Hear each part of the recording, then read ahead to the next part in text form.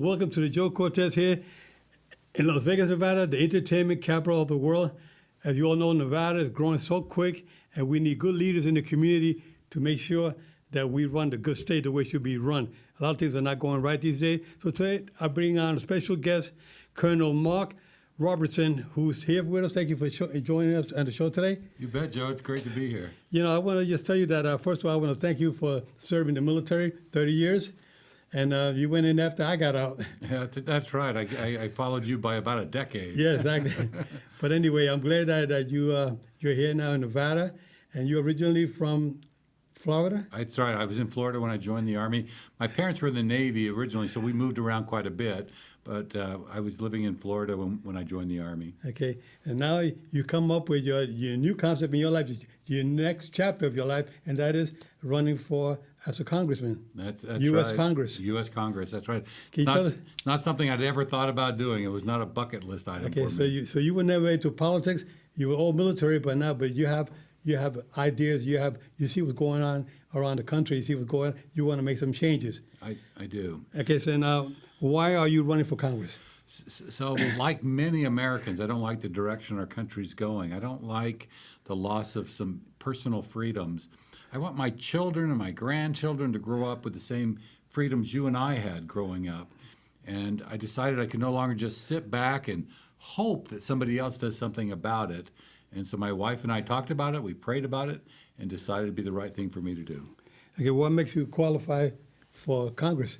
3 things. First, I have deep ties to the community. My wife and I raised our family in Henderson. My children went to school there. I owned a business in Henderson. I taught Little League and soccer and basketball. I was a leader in my church. So we had deep ties to the community. Number 2 is national service. As you mentioned, I served in the Army. I was 30 years in the Army. I enlisted as a private and retired as a colonel. You went in young, right? I did. I was 17. My parents had to sign to give me permission. Wow. I served in the Pentagon working on national policy. I taught at the National Defense University in Washington, D.C. Also, I have a degree in finance and an MBA, so I know how the economy works, and I know how to balance a budget. And third, I have international experience. During those 30 years in the Army, I deployed to 10 different foreign countries, including combat zones in Afghanistan, Kuwait, and Iraq. Oh. In fact, in Iraq, I served with my own son. Wow, unbelievable. With your own son, eh? My own how son. was it there? Now, your son was right. Was he an officer, or what was he? No, I was an officer. He was a sergeant. He was a sergeant. So okay. for 6 years that my son was in, I had something that every father wishes they had. I had a federal law that said my son had to call me sir. Sir. Unbelievable. Now, what will be your top priorities in Congress?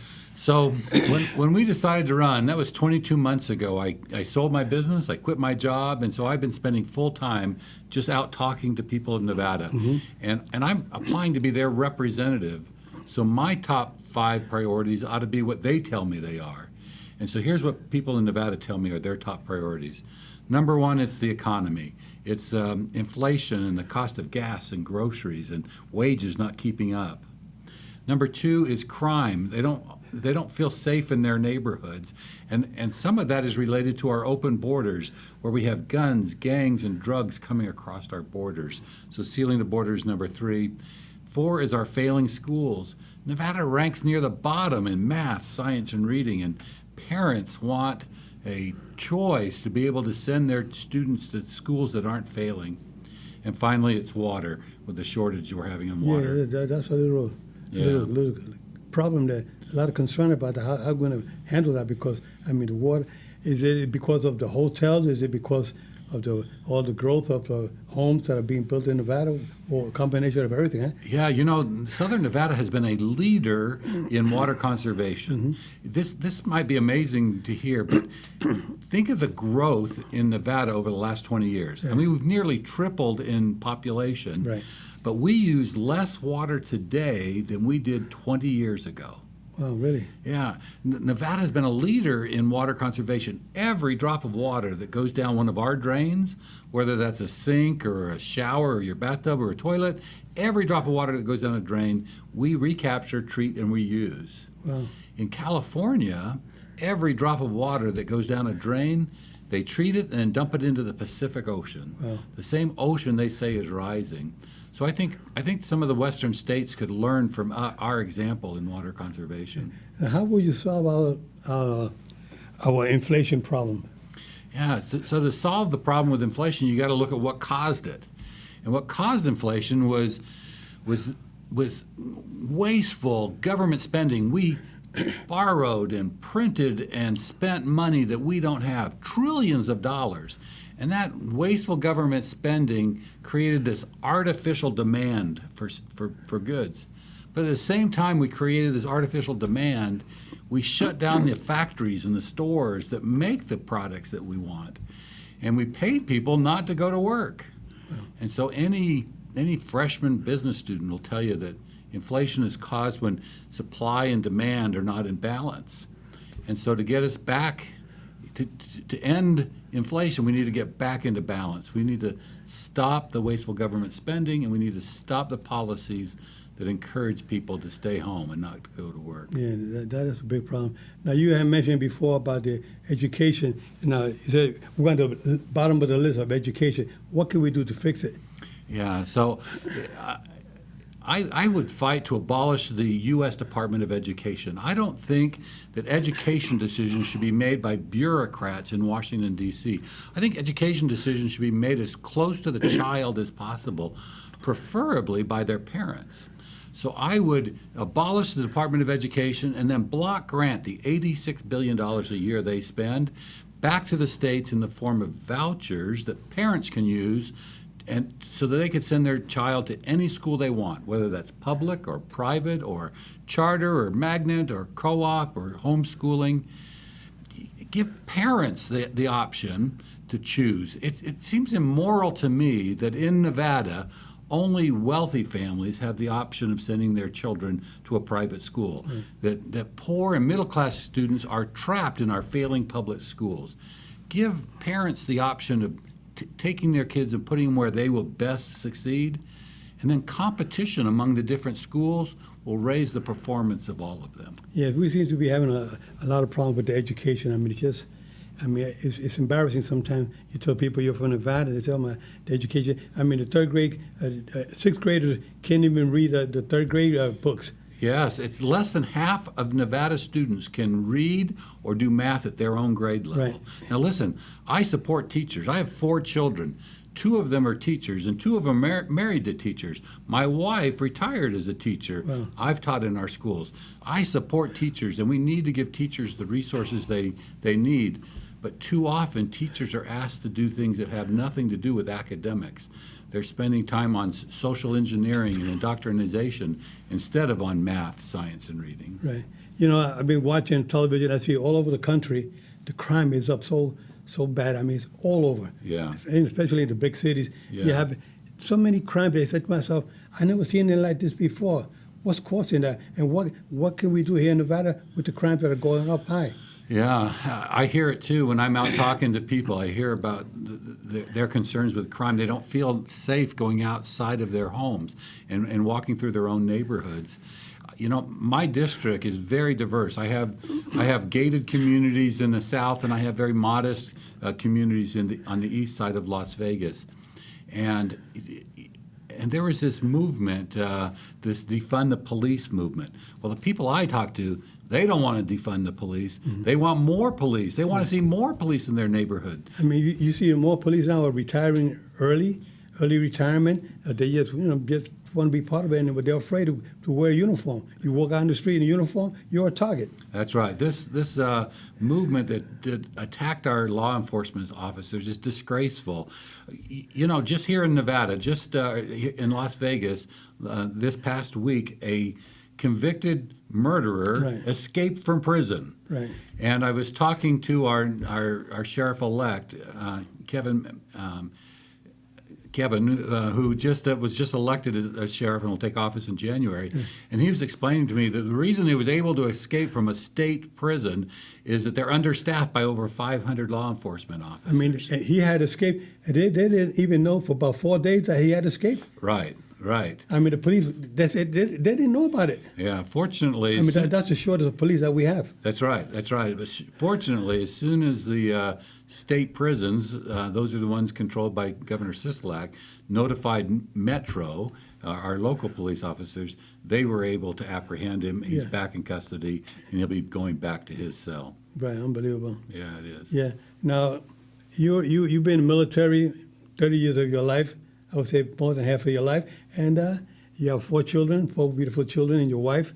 And you are now heading to be, you want to be a congressman, represent the U.S. Congress. That's an important job to have. I mean, what do you see in the horizon as being a congressman? Yeah, so I hope to go back to Congress and to find like-minded people who also feel like we're going in the wrong direction.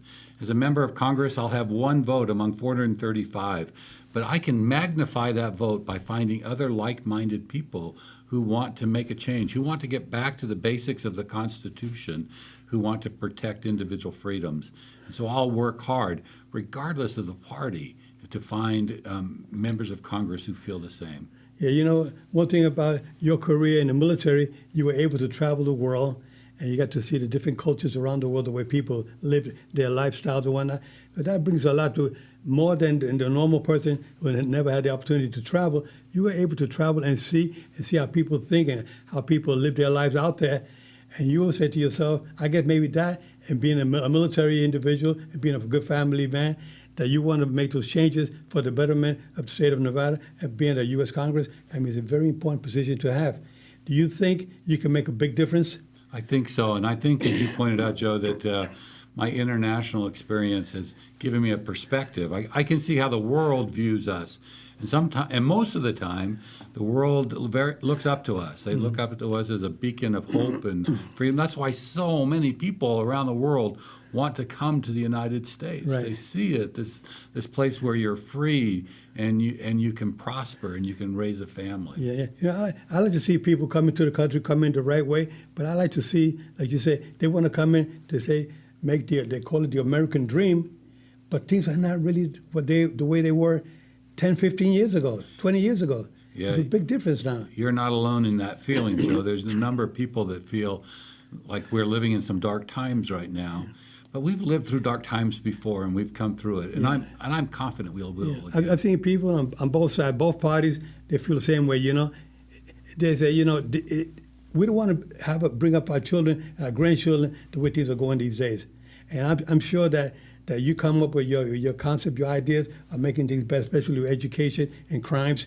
And we talked about the economy. That's so important. I mean, you spend a lot more money today buying groceries, your electric, your mortgages, everything goes up. Everything is up through the roof. You're spending like $6,000 more a year per family than we did years ago. We are, and that's what I hear over and over from the people in Southern Nevada, that they're having a difficult time affording gas and groceries. Yeah. If you do the math, somebody in Nevada has lost 2 months of pay. That inflation has cost them somewhere between $8,000, $10,000, $12,000. Wow. And most families in our community can't afford to go without any pay for 2 months. Right. And that's essentially what inflation has done. You think it's going to get worse? From what I hear, it's going to get worse before it gets better? Yeah, well, we're seeing gas prices go up again. I'm just driving here to the studio, I saw gas at $5.79. Yeah. I mean, that's pretty close to $6 a gallon. Yeah, it is. They're going the wrong direction. I mean, when I fill up my car, I fill it up. It was like 3/4 of a tank. It was over $100. That's crazy. I said, filling up with premium, it was $5.79. Yeah, and the families in our community living paycheck to paycheck, they can't afford $100 bills. And we're about to go into the cool season in Las Vegas, and people are going to be shocked with their utility bills as they start to heat their homes. Yeah.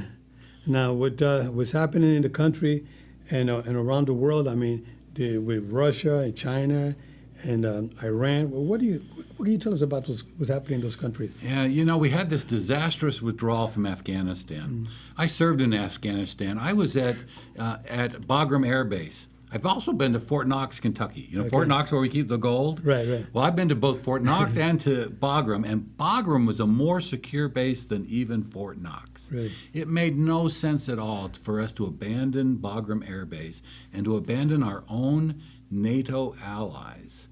I'm convinced that it was the disastrous disastrous retreat from Afghanistan is why Russia felt empowered to go into Ukraine. I don't think we would have the Ukrainian war right now if we had handled Afghanistan correctly. You know, this is why I want to bring you on the show, because I want you to explain to being that you're military, you've been in military 30 years, you're a colonel, and you can talk to individuals out there who are watching to explain to you about what really goes on. He's a man that's been in Afghanistan. He's a man that can tell you what went wrong, what could he have done different. And here we are now. We got Russia, we got China, everybody, and Iran. They're all ganging. They all seem to be getting together to gang up on us. They are. They sense weakness. They sense weakness. And President Biden has portrayed this weakness. You know, there's talk of this Article 5 in NATO. Article 5 in NATO says that all of the NATO countries will come to the defense if one of them is attacked. There's only one time in history that Article 5 has been activated, and that's in Afghanistan. All of our NATO partners came to our rescue when we were attacked on 9/11.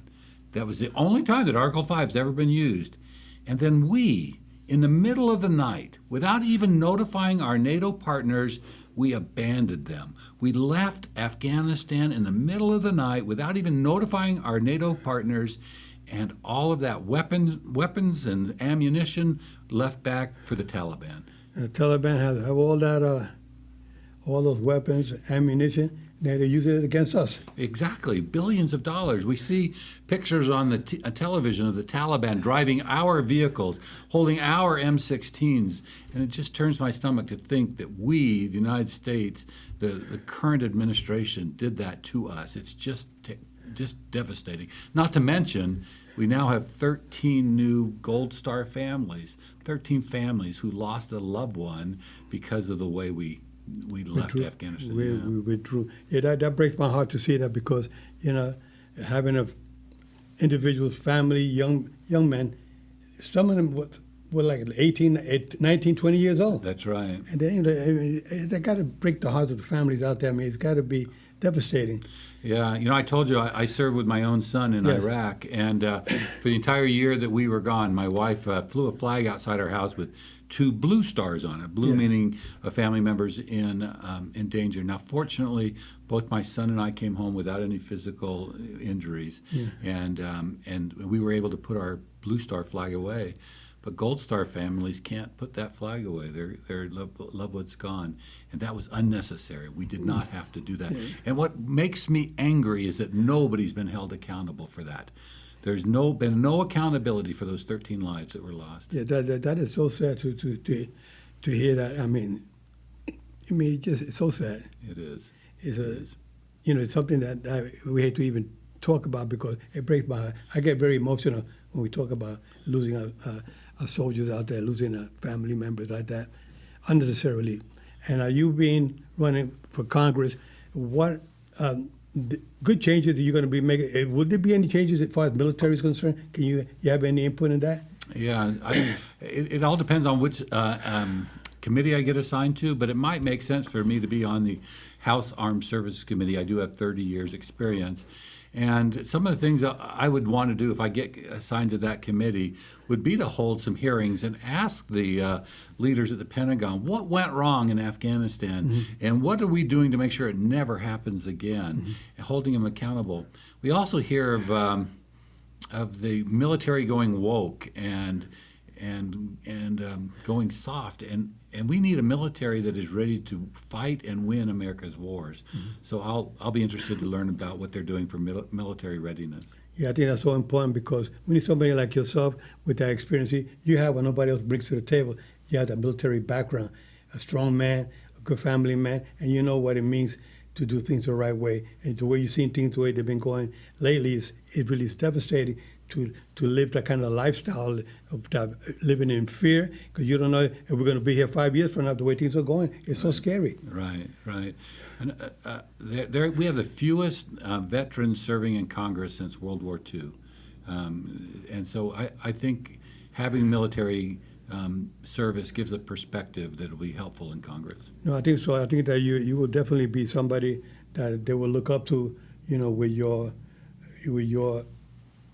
brain as far as knowing the military, the decision they should be making. You can put your input now, because now you're on the other side, that you can, suggest and make changes that are needed, because the way things are going these days is not what we want to see. Yeah, and I hear that over and over again. People talk about these dark times, but we've been in dark times before. 9/11 was a dark day.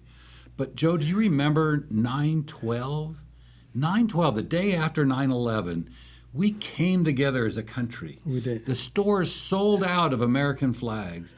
People were proud to be American. We were standing together. It didn't matter if you were Democrat or Republican, didn't matter your race or gender, we were all together. That's right. So, and we've come together as a country before, and I think we will do it again. Yeah, I was there a week after that. Going to the World Trade Center, because I was refereeing a fight the week after that 9/11, and I remember walking through World Trade Center, walking down Wall Street, see the smoke still coming up. That smoke was there for about more than 2 weeks. Yeah. And the smell and the dirt, the rocks, all from the World Trade Center, all still on the streets, all over the place. Yeah. The stores were all covered up. I remember walking by a clothing store, a shoe store. They were all filled up with dust on top of the shoes, everything off on the building.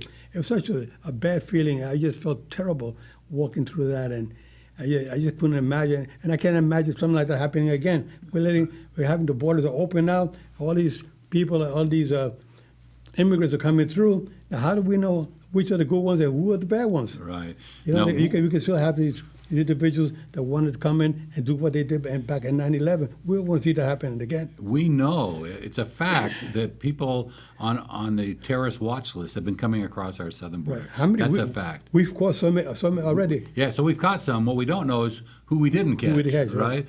Yeah, so we have got to secure that border, and then we have to decide who comes into our country.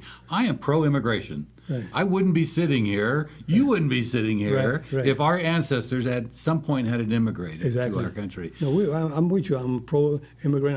I believe in immigrants coming in, but let's do it the right way. That's right. Do it the right way. Let's do it the right way. I believe in giving everybody a chance. That's right. Me too. Yeah. Me too. I agree. That's why I think that you would be a great congressman, because I think you and I think a lot alike. We do, Joe. And you've had the military service yourself, Yeah. And you know what it means to put the uniform on. Yeah. I was there when John F. Kennedy got assassinated. That's when I was down in Fort Hood, Texas. Wow. When that happened, in 1963.